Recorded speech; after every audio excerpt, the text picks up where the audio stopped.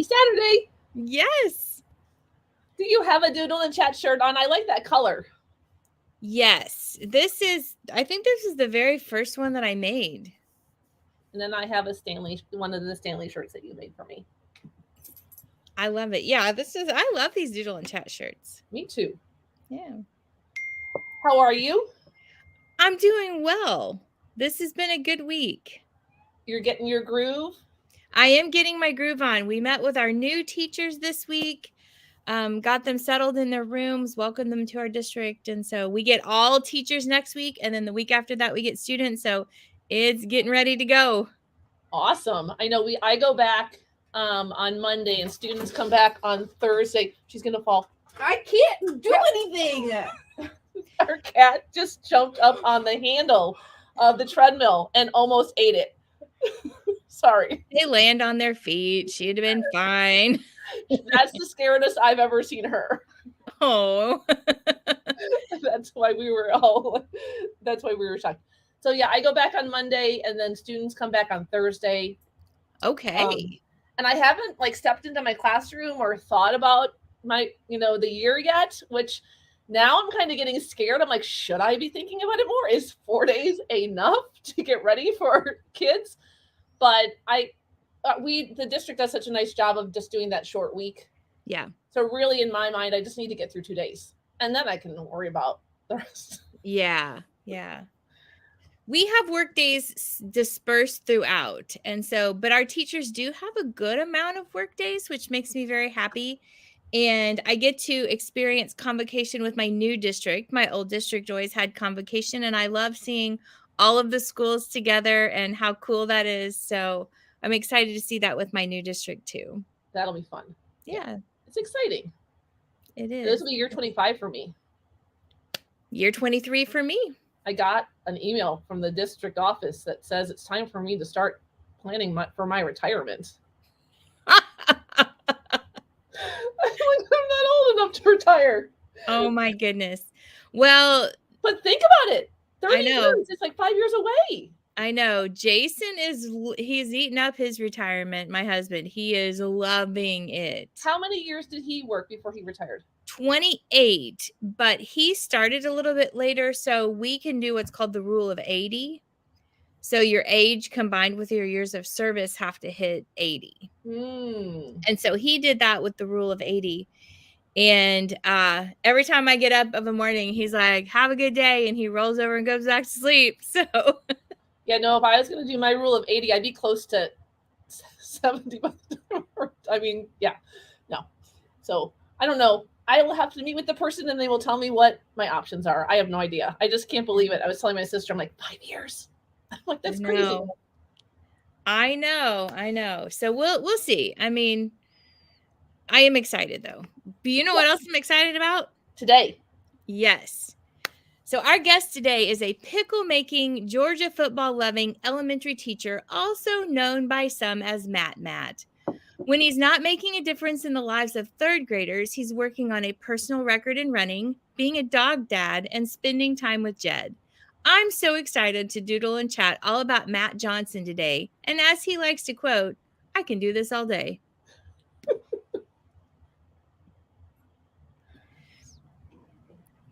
Good morning. Hey, good morning. That was a great intro. You're welcome. Thank you.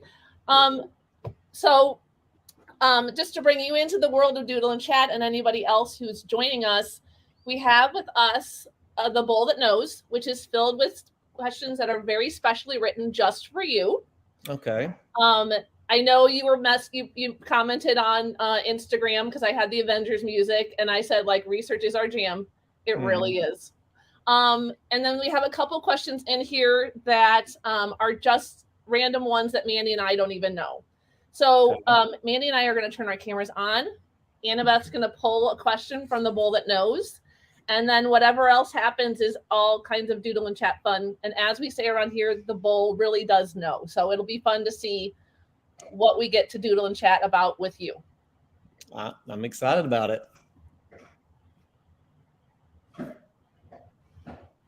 All right, here we go.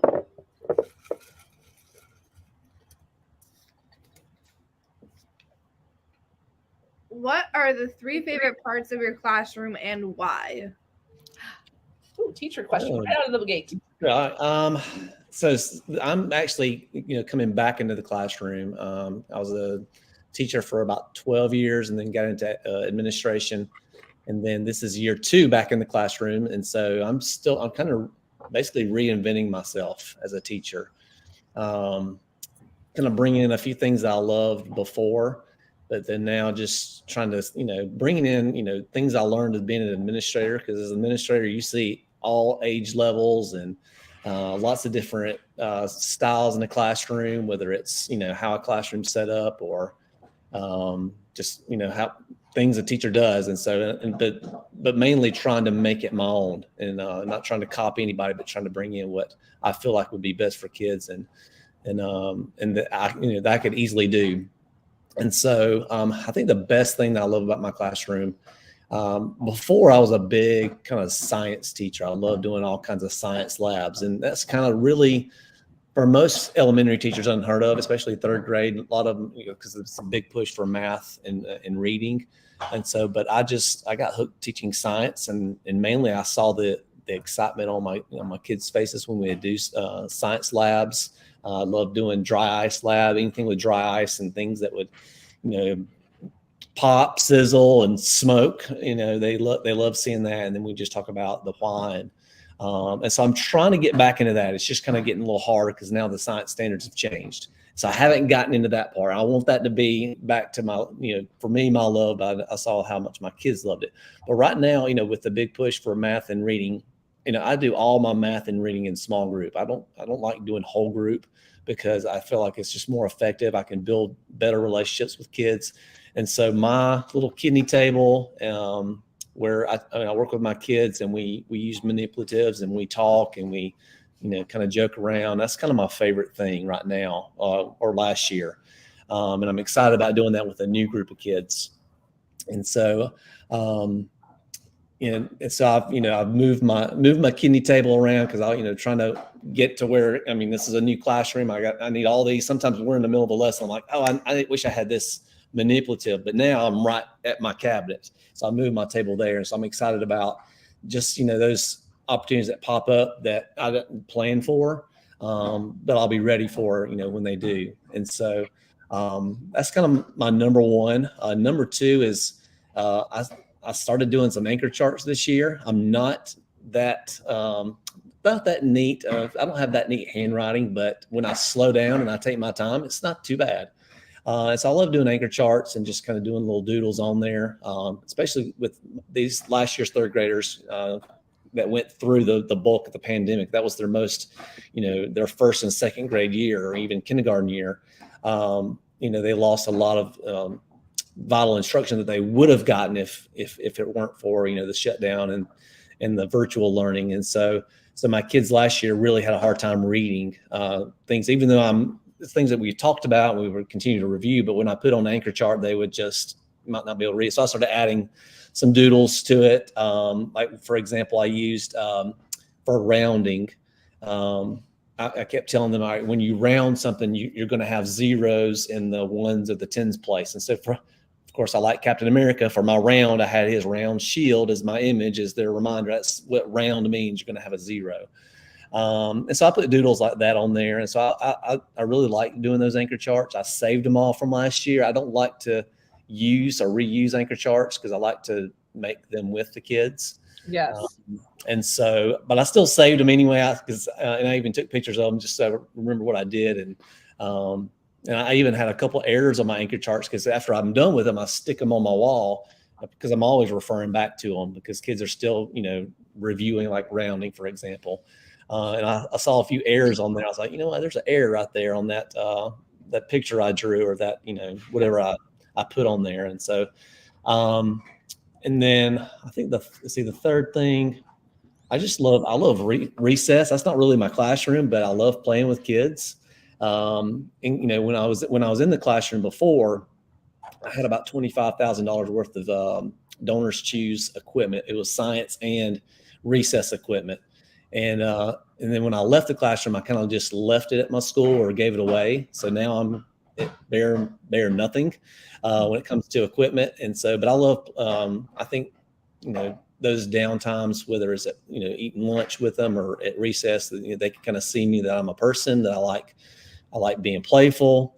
I can joke around because that's the time to joke around. That's the time to be playful. But, when we're in the classroom, when we're at that kiddie table, it's time to work. It's time to be serious. And so, so I look forward to the recess, even though our recess is at the very end of the day, I still look forward to it. And, whether it's playing flag football with kids or shooting basketball, playing around the world, pig, we have lots of fun. That's, kids who have come back, who are now graduated, or they said that they remember playing, playing football with me at recess. That's always their favorite part. And I said, what, it makes me think that there's not everything is a lesson plan. Not everything is, a classroom decoration. It's the fun times that you have with kids that they remember and that they really appreciate. Yes. That is absolutely the truth. I mean, we want them to learn. Absolutely. We want them to learn. But if you ask any student, rarely do they remember a favorite lesson.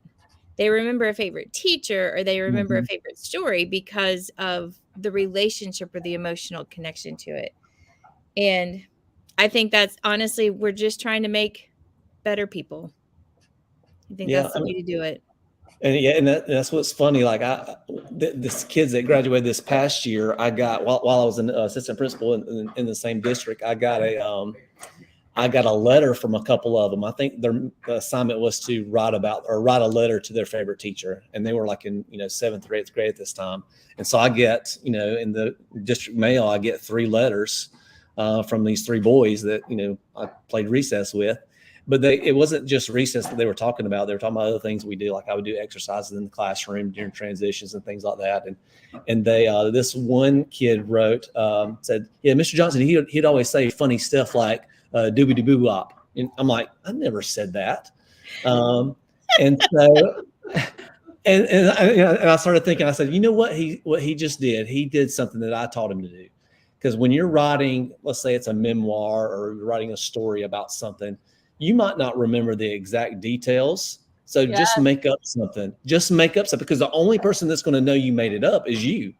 And so he said something. I think he remembered me saying funny things, but he couldn't remember exactly what it was. And so he just made something up, which is what I told him to do.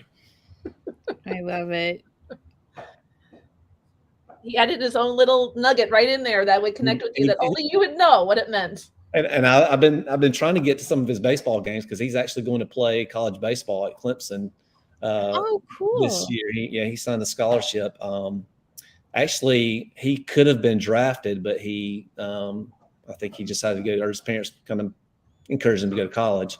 But I wanted to go see him and kind of tell him that. I said, I know what you did there. You did something I told you to do. Or if not, if maybe I did say that, I don't remember it, but I want to take credit that you did learn something from me. It is a lot of years to remember all those little nuances, right? Mm-hmm. Yeah. We're ready for another one. That was really fun. That was a great question. Yeah. Bowls on fire today. First question in the Bowls on Fire. Oh, it's a chunky one. Oh dear. Oh no. Oh dear. A chunky one. It's a big question. No. Oh. Okay. You once quoted Dr. Abraham. I don't know. From the Captain America. He knows who it is. Okay. A strong I know man what you're talking about. who has known power of all his life will lose respect for that power. But a weak man who knows the value of strength and knows compassion. Why do these words resonate with you? I mean, and I think about, and I've used a picture of, Captain America, Steve Rogers, before he got the super soldier serum. He's just this scrawny little kid. He's got asthma. I have asthma. I've always been growing up, I was always a scrawny little kid. All my friends and cousins were always bigger and stronger than me, and better, more athletic. And I always felt like that little skinny, character of Steve Rogers. And so when I saw that movie, I just saw myself in him. And then, now that I've grown up, in addition to that, I like, me being super, super shy, like almost borderline selective mute, and so like and I see what I was, and now that I'm as a grown up, I feel like I've come a long way. I'm still kind of a scrawny little kid, still got asthma, but I feel like there's so many big accomplishments that I've been able to, accomplish personally and in my career. And I kind of feel like a super soldier in some ways. And I think that, having grown up very, what I considered weak, both personality wise or physically, or, a lot of different other areas I felt like that I was weak. I feel like that I appreciate, the accomplishments that I've done, and I appreciate how I got there, because I feel like, there was a lot of people that I looked that were around me that I felt like were good at what they did, and I tried to copy them, but I realized I needed to find what it was that's going to make me successful. Instead of just copying them, I needed to find my own way, find my own creativity, find my own style that would to help me be successful that I wanted to be. And so and of course that's the movie one of those movies if it's on, I'm going to watch it. And I love that scene, because that was the reason that Steve Rogers was chosen for the serum, was not because he was big and strong, but because he was weak, but he would appreciate the strength once he got it, and he wouldn't use it for evil, but he would use it for good. And so I think about even the reason that I went into teaching is that, or even went into any career, I wanted to make a difference.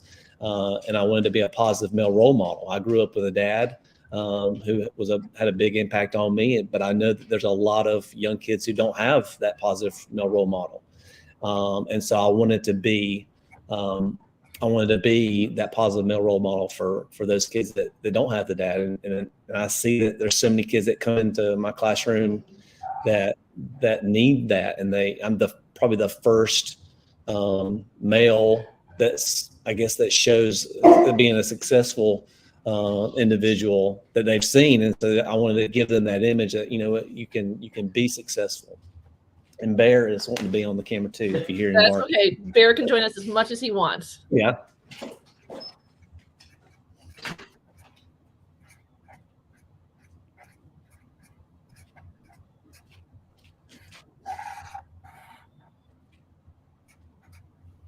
Well, that was a great answer. When I wrote that question, I guess I always try to think about how our guests are going to answer it, and you absolutely exceeded any expectations I had for that. And I love the answer. I think you even shared the picture of the Steve Rogers before and after in it, but really bringing that back to you, really resonates. I can see why his story resonates with you so much. Well, I mean, I even had his, before picture in my office when I was an assistant principal, and I would use it when talking with kids about things, just saying, there are some things that you're born with, and there's some things that you develop, and we can't help things that we're born with, but there are some things that we can control. And that's what we need to focus on. And so I can't remember exactly all the different stories, but I always had it in my office to talk to kids. I think I went around when I'd go around beginning of the school year and talk with, like we'd read a picture book to classes and just kind of get them to know us. I would hold that picture up and just say, the reason that he was chosen was not for his strength, but for who he was a good man. Yeah. And that's what, Dr. Erskine, who chose him for the project, says, you need to continue to be a good man. That's why I chose you. Love it. Love it. Me too. I'm also a Steve Rogers fan though. So. Oh yeah. We are huge Marvel and Steve Rogers fans here at the Baughcum House. That's good to know. Yeah. I think we're ready. Yes, that was a good one. Woo!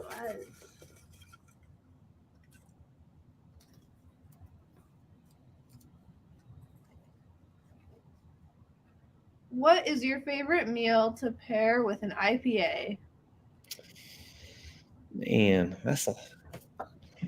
I have like 6 things that I eat that I would eat all the time. Like I would eat sushi. I would eat a bacon cheeseburger. I would eat pizza. I would eat any kind of, tacos. But really with an IPA, I'd drink an IPA with anything. Because I don't know, that's just, like last night we started at the wine bar, and then we went, and at the wine bar, they also have beer in a can. So I started with a glass of wine. I'm like, I gotta switch to a beer. That's my go-to. That's my thing. And then we went and had a burger. So I had a beer with a burger. So I'm not really, I guess, a foodie, because I think that's what foodies do, is they pair stuff with stuff, or pair drinks with different foods. So maybe one day I'll get there, but right now I'll drink a beer with anything. And I'll honestly say sometimes I've had a beer for dinner, a couple beers or 4, and that was my dinner. IPA, the best thing, IPA will make you full. So yes, it will.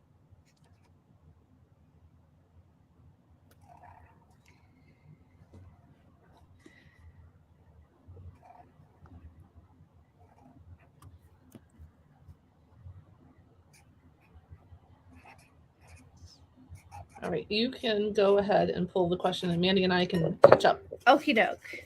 Or at least I can catch up. I can't see. Mandi, No, you got it? Yeah, we're good. We're good. You're good.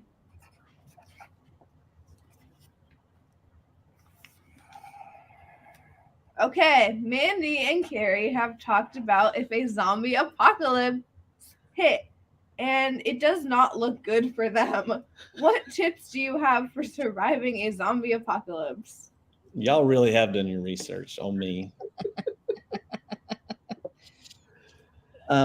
Surprisingly enough, you're not our first guest that has a slight affinity for apocalypses and preparing for them. So Mandi and I, by the time the apocalypse hits, at this rate, we're going to be well prepared, or at least live longer than we would have before this all happened. And so, like, and I probably get that from my dad. My dad was preparing for Y2K, if you remember that. Yes. Back in 1999. I mean, he dug a hole in the backyard and put some money in a jar. Got this big old tank where you could probably put about 100 gallons of gasoline in it. I mean, he was, prepared. And so I think that kind of spilled over into me. It's just about being prepared, kind of why I got into gardening. But like when it comes to an apocalypse, I think the first few hours or even days are just trying to stay alive. It's not about what you have stored up in your pantry or your bunker. It's just finding ways to stay alive and get away. And so of course, anytime me and Jay go somewhere, we're like, all right, what's our plan? I'm like, well, we just if we're in a crowd of people, we're out of luck. But I guess get to high ground and try to wait for a time just to get away, find a blunt object. And, so we're always kind of, thinking, imagine what it would be like for that reason. But, and so like when I go to see my dad's talking about, things are getting bad. He's like this doomsday prepper anyway.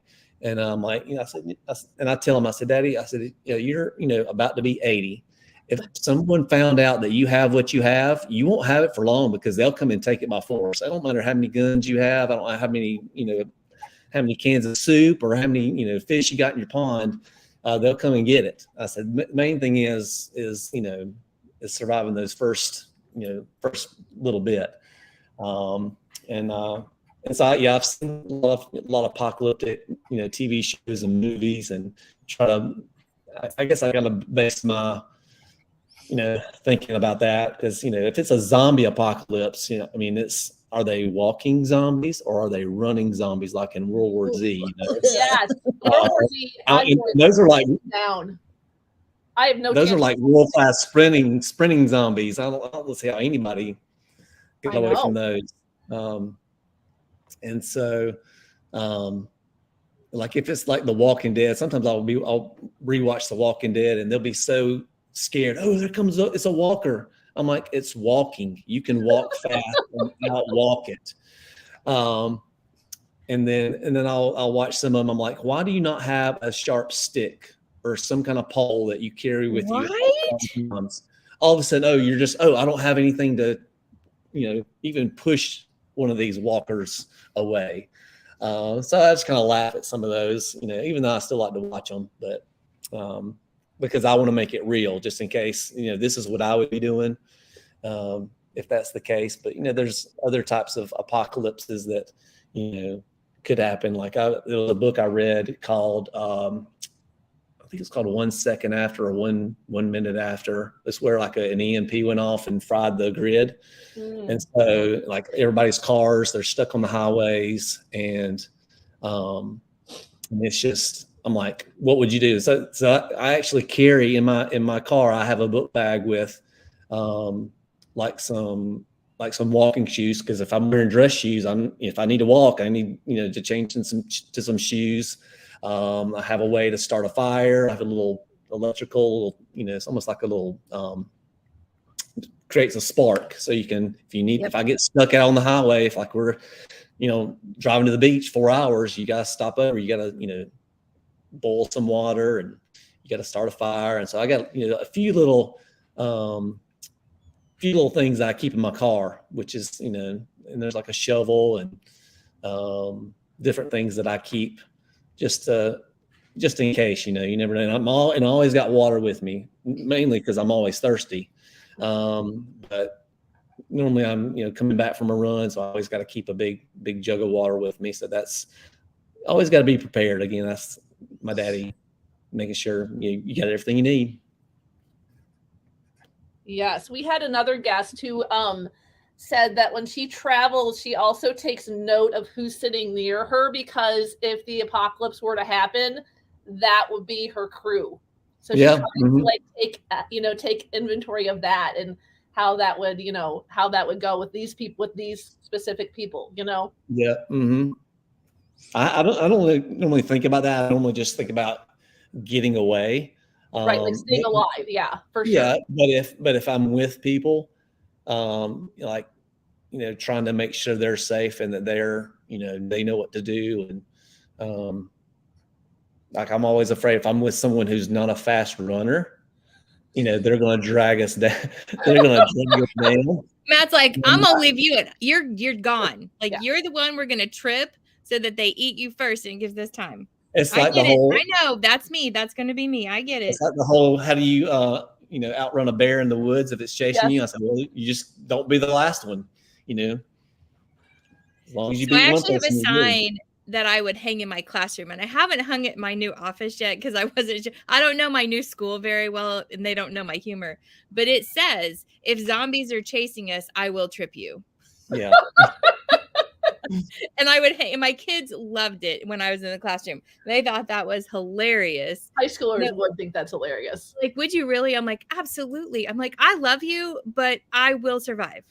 Yeah. I love you on a certain level. That's right. But if it's me or you, it's going to be me. So. Yeah.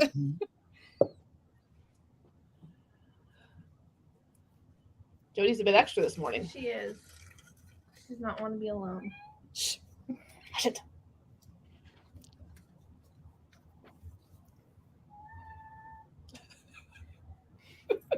Can you guys hear her? Okay, good. Then I'll just ignore her. Bear had to be put outside. He was being selfish. Oh, poor Bear. He wasn't getting his attention. Especially when he's not used to me being home now that I'm back at school. So he's starving. Yeah. Well, we're not sure how she's gonna do. We haven't had this cat for very long, so we're not sure how she's gonna do when we go back to school. We hope that she is a very good girl and doesn't decide that she's very mad at us for leaving her for a long time. But we'll see. All right, I'm reading this question because Annabeth wimped out on reading this name, so I'm just going to go for it. So if I say it wrong, Matt will, infer like he does with letters. Like, if you don't know what it says, you just make it up, but it's not going to be that bad. What took you from Walhalla, South Carolina to the classroom? So I think kind of in between. I went to North Greenville. Well, at the time it was college. It's now a university. And that was the only college that I applied for. My sister was actually going there. The pastor at my church at the time was on the board. And I went and toured there. I had a lot of friends from my church that was going there. So I went there. And so Greenville and Spartanburg are pretty close together. Walhalla is about an hour or so away. And then when I graduated North Greenville, I had an English degree, which is not like me because I don't, well, a lot of the reason I got the English degree is because I liked a lot of the English electives, because there was like African-American lit, there was American folklore, there was a technical writing class. So I liked all those because I was still trying to figure out what I wanted to do, because teaching was not something I always wanted to do. I just didn't, I didn't really have any idea. And then when I finally graduated, I did the 5-year plan. I went, Jed and I went to Africa on a mission trip, and we were doing some chronological Bible story in there. And I think that's kind of where it clicked for me, because we're learning a language, and we're kind of reading with the Wolof people. And like, I can read their language, but they were just learning to read. These were adults just learning to read. And I just saw the excitement and the joy that came on their faces when they could read. And I'm like, this is cool. I said, I think, maybe education is where I need to be. And so I left. I went to Converse College, which is actually at the time was an all-female school, but it was a co-ed graduate that are allowed, guys for their graduate courses. And so Jed had already started his because he was getting into education. And so I started to get my master's and certification. I started in secondary English, and then quickly realized I don't like American literature and British. I don't like teaching English that much. I said, that's going to be my career. And then at the time, I was taking a course called The History of the English Language. And I don't know if you've had one of those classes where you jump for joy when you got a D. That was it. Like, I was failing every test, and I wasn't one to put forth a lot of effort into school, but when I got a D, I was excited about it. But I still couldn't get into the education graduate program, and so my advisor advised me to go to elementary ed. For whatever reason, it was a little bit easier to get into elementary ed program versus the secondary ed, because it was specified. And so I'm kind of telling a long story to get back to the point. So I got into elementary education, and then was in, of course, Converse is in Spartanburg. And so just kind of once I got certified, I liked Spartanburg. Spartanburg became home, and started teaching. I started teaching 6th grade ELA social studies. Again, I'm teaching English and don't really care for it. I had to fake it. Still sometimes have to fake teaching, reading and writing. But that's, and then I taught 6th grade. I've taught 5th grade, 4th grade, 3rd grade for 6 years before I got into admin. Now I'm back in 3rd grade, which is home for me. And so, so that's just kind of what's been my journey. I've visited, my parents live kind of close to Walhalla. Actually, I hadn't been through downtown Walhalla, which is a very small town. I probably have about 4 or 5 red lights. And this was the first I drove through there. And it was probably the first time in about 15 or 20 years that I actually drove there, because they kind of live like Walhalla's here, Seneca, where my parents live here, and this is where I live. So I had to go there. So I took the long way home last time, just going to see what it was like. And it hadn't really changed much at all. I was hoping it'd be a little cute little town with a brewery. And, I'm like, nope, they don't have any of that. Just a few gas stations, coffee. There was one coffee shop, one restaurant, and that was it. Several churches. And so I'm like, nah, I'm not, nothing to bring me back here. Gotcha. Yeah, when I was looking it up, it's like what, 4,000 people, right? It's a small town. Yeah, it's a pretty small town. Seneca, which is the neighboring town's bigger, so I think it's probably double, 7,000 to 8,000. And then like Spartanburg I think it's, the city's about, I can't remember, I want to say it's 30 or 40,000. And then so it's, I kind of like the bigger, I mean, it's not a big city, but it's a bigger a bigger town. Small town was just too small. Everybody knows you. Everybody knows everything about you, whether it's true or not. So. Yeah, no, I think I live in a suburb of Chicago, and that's about where you where you live is comparable to for me. But Mandi, you live in a small town, right? No, yes. Ish. Yeah. Ish. I mean, we're smaller by far than Kansas City, but I mean, I grew up in a small town, so That's talking what small. I'm remembering. Yeah, when we're talking small town, my town had 250 people in it. Like it was a tiny little thing. Like we had one stop sign, literally one stop sign. Now, when I was growing up, we had a store, we had a post office. Of course, you had the pool hall because the pool hall was attached to the only diner that you had where you get a burger and fries. But now, like, they don't even have any of that. They have a school still, the school that I went to, but the school and the funeral home, the post office is gone. I'm not kidding. We're going to teach them. We're going to bury them. That's what you got. So, and then you have a whole bunch of churches. So the store is gone. The post office is gone. The pool hall's gone. The bank is gone. I mean, all of that stuff isn't there anymore. Because when you have 250 people, and people can travel more now than they used to. So, yeah, I grew up in a very small town. The one I live in now, I think it's like 90,000 people. Oh, that's not small. Yeah, because I mean, it's not Kansas City size, but it's not little. Yeah, no, you're not. It's not little. It's not what I was imagining. Right. I must have been remembering your childhood for sure. Yes, my childhood, very, very small town. All right, ready, kid? Yes. Okay.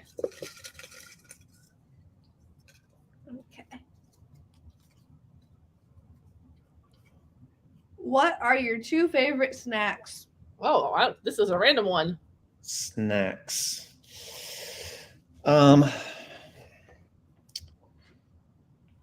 the longest time, it was Nutter Butters. I'm tired of them now.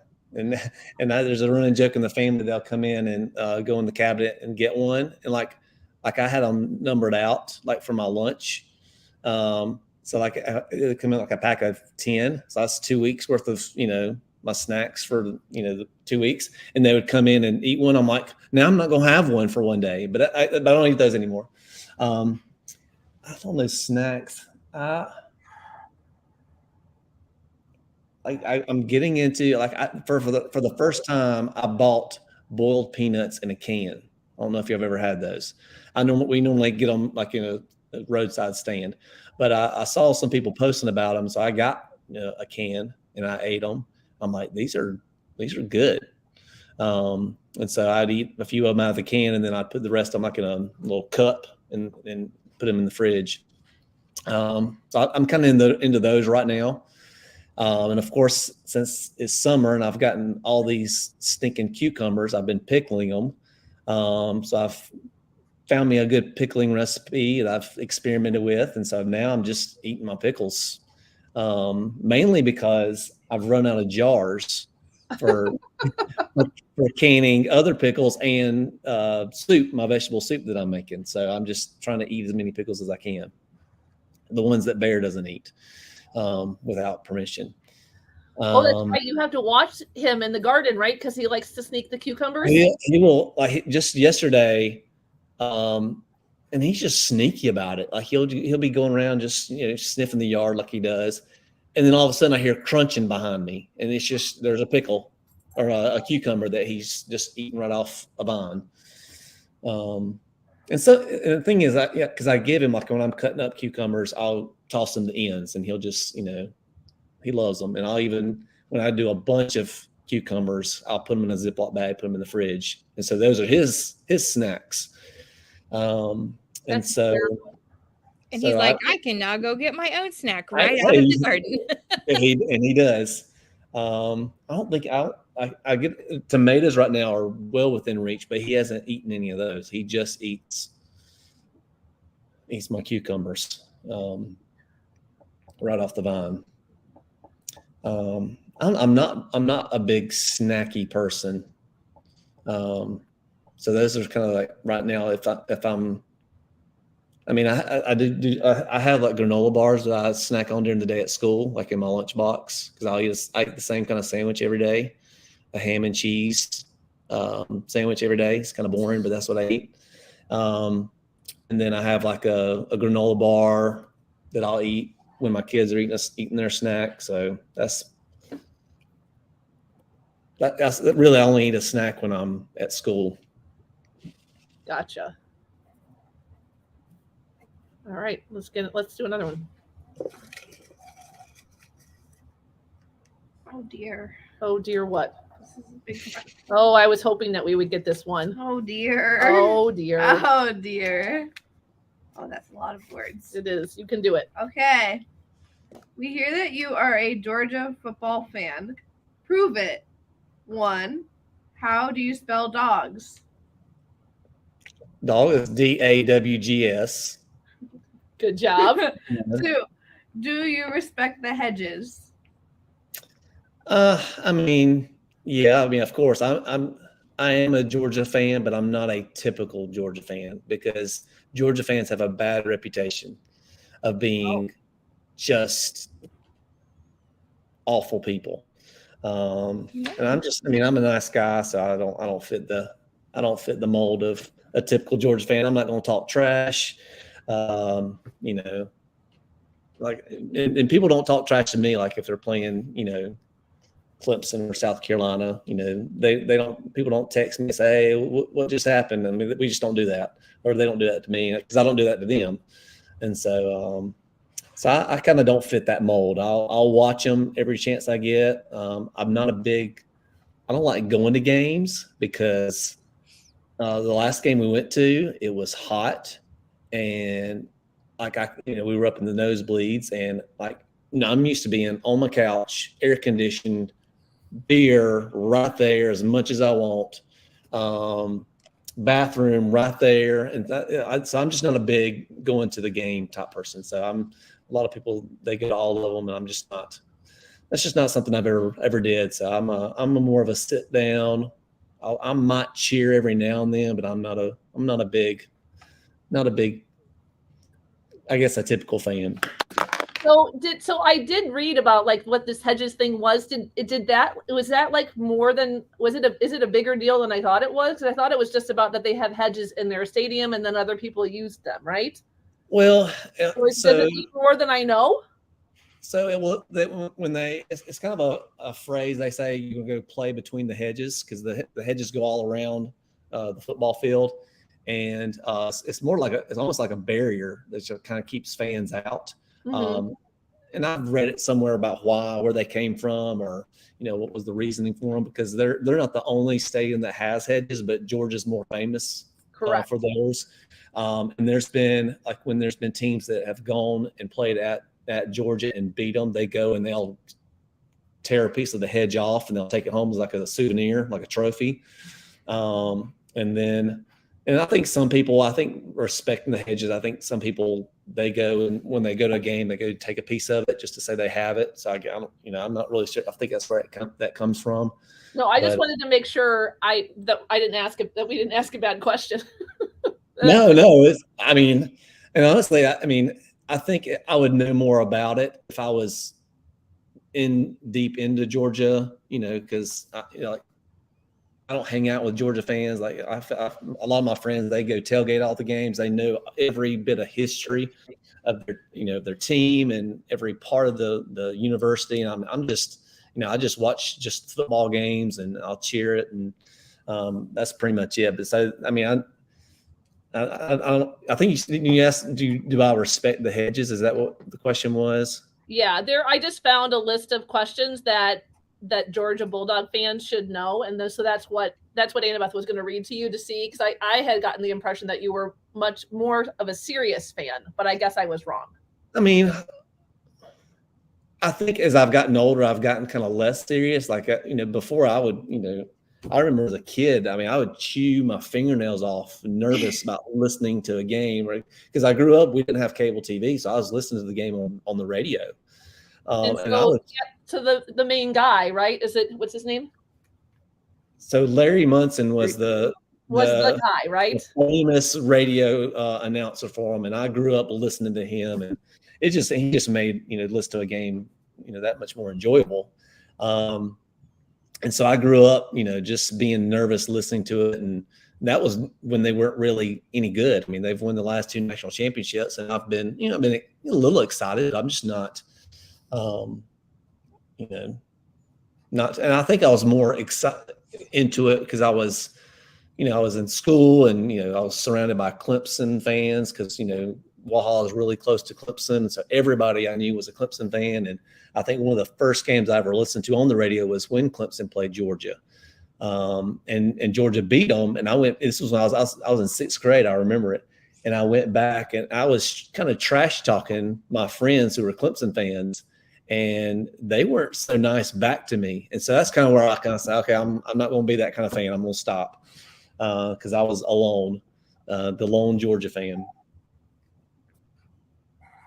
So then I'll just ask you one more question about Georgia, and let's see if you have the answer. What are silver breeches? So that's the color of their pants that they wear, and I think that was a phrase coined by Larry Munson. Oh, okay. Every time when he would start the broadcast, he would always say, "All right, now get the picture." And so he would describe what Georgia's uniforms look like. Of course, their away uniforms are different than their home uniforms. And he'd say, Georgia's, they're wearing the home red jerseys with black trim, silver breeches with red stripes. And he would just, because it's radio, so he would just, paint the picture for you. And then there would be phrases that Georgia fans would say would be, "Go, you silver breeches." Oh, okay. And so that was just kind of a cheer that they, I think that would be like old school Georgia fans would say. I don't think the new ones say that too much. Today they use the if I can say it right, the DGD, which is dang good dog or damn good dog, is what they would describe like a player. And so they would use those, or they would GATA, which has 2 meanings. It would say get after them aggressively or get after their ASS. And so there was different, phrases that they would use now. And I think silver breeches is kind of I would consider an old school phrase that like the old fans would use. But that's describing their pants. Yeah. Yes. I didn't know that. Mandi shook her head. Like you watch more football than I do, Mandi. So I've heard the phrase before, but I was really interested in hearing some of the backstory because I am not as much a college football as I am in NFL, but I'd heard the phrase. And so when I read it on our questions, I was like, I'm really interested to hear about this because I think those types of stories are really interesting, surrounding a sport. I think it's cool. And Georgia, a lot of these teams will do lots of different types of uniforms, like throwback uniforms and different things like that. Georgia's kind of been one of the very few that stayed true to their, like the G and the red helmets. Very rarely do they change any. I think one time they've done a black helmet and then like a silver helmet for one game. And then once or twice they've done red pants, again, not the silver pants, but the red pants. And black pants, but they pretty much all the time stay with red helmet, silver breeches. And so they've been one of the very few that haven't changed any of their uniform designs over the years. Gotcha. All right, what's next, kid? Okay. Fill in the blank. He-Man and gardening make a great team because blank. All right, so the story is that Jed got me some He-Man figures because I was a big He-Man fan growing up. I have He-Man, and I have his cat, Battle Cat, that he rides, and then Skeletor, and then there's Skeletor's cat. It's like a panther. I think it's called Panther. I think it's his name. I forget. So they're just kind of out there in my garden, just kind of gardening or guarding things. And I've left He-Man guard. Well, he started out, I think, was he guarding the strawberries? That was the first time I grew those. And then I ended up moving him over to the zucchini. And it's just, I don't know, it's just a good decorative, I guess a unique decorative garden, I guess sculpture, if you want to call it that, or decoration. Right now, he needs a bath. He's very dirty. Like he's like his eyes are black. I don't know why. I guess it might be from the soil. Or all that rain. Yeah, it's mold and mildew. I don't know what's growing on him. They all need a bath. Right. And I think a break from making fun of my Battle Cat drawing, Annabeth. What's that, Matt? I was saying Battle Cat. His cat's overtaken in my peanuts that I'm growing. So he's in there somewhere. I love that. I love that. Also, Jed also went out and put out some Toy Story little toys, little miniature ones. There's Buzz and Woody. I think what's the Rex, little dinosaur, is out there. So it's just something to decorate. You draw He-Man, Mandi? I mean, can you see that? Like you got. I love it. The little muscle. I was trying to decide if I was going to go all in on He-Man, like right here next to him, Matt, and I don't know if I'm brave enough to do that or not. So that's my bravery right there, and he's next to the strawberries. Yeah, and He-Man, if you know what He-Man looks like, he basically all he wears is like a Speedo type underwear. That's all he has on. The rest of it, he's just muscles. Yeah. And he's got maybe a little leather belt or strap or something, and he has an axe. Main thing is his sword. I could draw a sword. That I can draw. Well, I almost do the battle blonde axe. hair. He's got bright blonde hair. Yeah, I almost drew the battle axe because I was like, I think maybe I can come up with that one. So I'm gonna look that up. Battle axe. Do not drink my coffee, cat. I think that's about it right there. Yeah, that's pretty good. Yeah, that's pretty close. Oh, that thing. I can draw that. But I mean, that's what he has. I don't ever remember him in the cartoon using it. It was always him having the sword, and yeah. When he would transform from Prince Adam into He-Man, he's wearing that, I don't know what type of material, like velvety pants and white shirt, because he's supposed to be a prince. And then he holds up his sword and says, "I have the power of Grayskull," and then he changes into He-Man. But he's holding the sword. I don't remember him using the axe at all.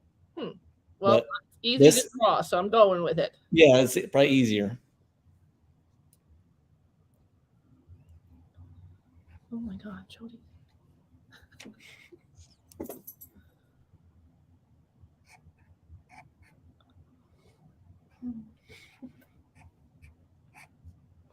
Well, it's still awful. That's okay. It's okay.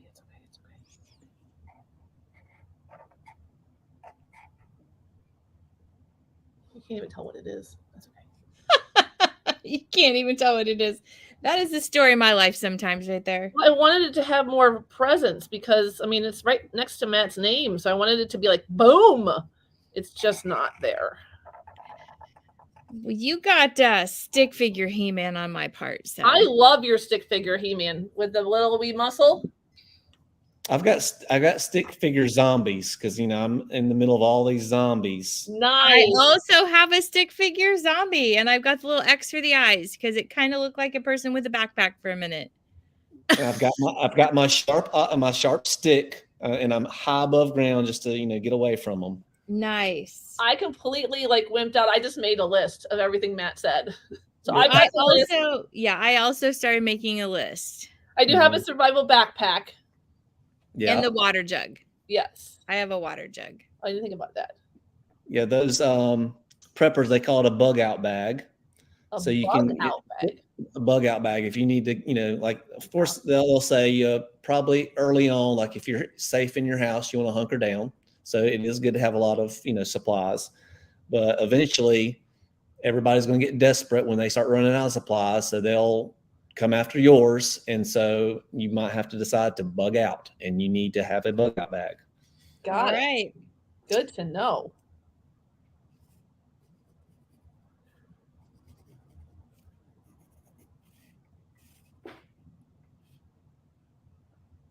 I've just resigned myself. I know that I just wouldn't make it, so it's okay.